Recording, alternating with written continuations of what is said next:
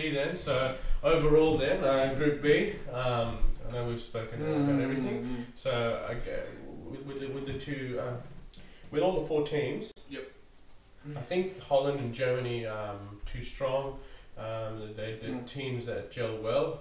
You always look at teams on paper, and sometimes you think of teams like England who don't perform. Yeah. But these teams regularly perform. I don't remember the last time Netherlands or Germany had a choke. So even in a group of death, you do have that confidence that they'll get through. Yep. And Portugal will have to rely a lot on Cristiano Ronaldo, and won't have that striker, won't have that sort of playmaker. They'll have a lot of talent in the midfield, so he's going to be doing a lot. And I just feel that with Germany and Netherlands already there is a big hurdle for Portugal, and the fact that Denmark also got the better of them in qualifying. It's not, they have to beat Denmark anyway, but that's not even an surety. So exactly. Think about it. But you share similar thoughts? Very similar thoughts actually. Just first about the group of death. The only reason why this exists, the reason why this group of death has been created is because of the co-host issue, and both Poland and Ukraine were seeded. Yep. And then they threw everything out. All bets were off. It was just like, I think Spain and Netherlands were the other two seeded, and then everybody else got to put into different pots. Yeah. So, it was guaranteed a group of death, and it will go to Group C and D, and those in normal circumstances also be group of death, but you can have one group of death. This is the one. This is the one, but there are, There's always one group of death somewhere. This one's pretty bad. And for Euros, it's. Apart from Group A, I think all the groups are fair game. Apart from Group A. The good news about this group is that for all of them is that they know if they get out, they got an relatively easy semis, quarterfinals. And that helps. Yeah, Germany, whoever gets out. Group A isn't the most talented out of the whole tournament, so they'll be confident of getting to semi-finals at least. Yeah, so the winners of this, or the two teams that get out of this group, should make the semi-finals without any problems.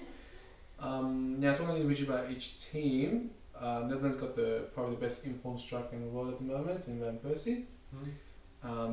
And he will also have the supplies, a set supply from Robben and Schneider to actually get those goal scoring chances and put them away. So I think this is sort of a golden triangle there, where you got Van Persie, Schneider, Robben, and those three can really click, really play really well. Netherlands have a decent chance of not just getting out of the group, but also potentially winning the tournament. Yeah. So, but that has to work.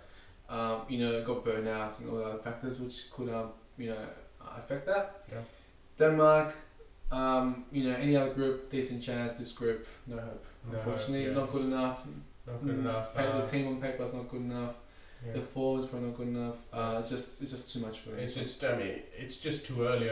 For someone like Ericsson to take such a big mantle. He's great. Good on him to.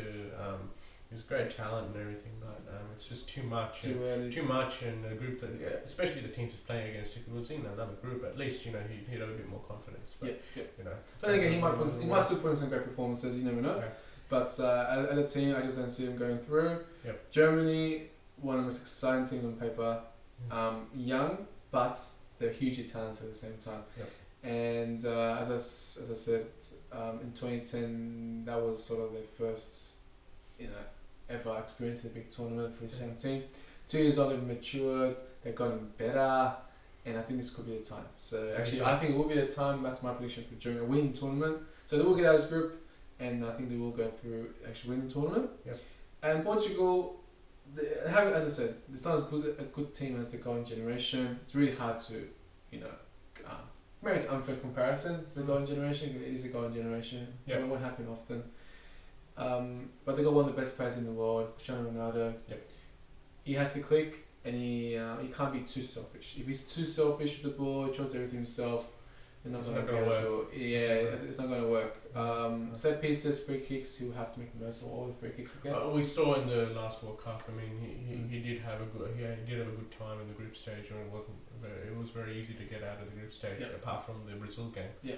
against North Korea, and what was the other team in that group? I forgot. Well, it was he wasn't. I was sorry, it was Ivory Coast, but he but as soon as he came out against Spain and Portugal, he went missing. Sometimes goes missing in big games, but he's feel free to prove me wrong, but I just don't think he has proved himself in big games for this country as well.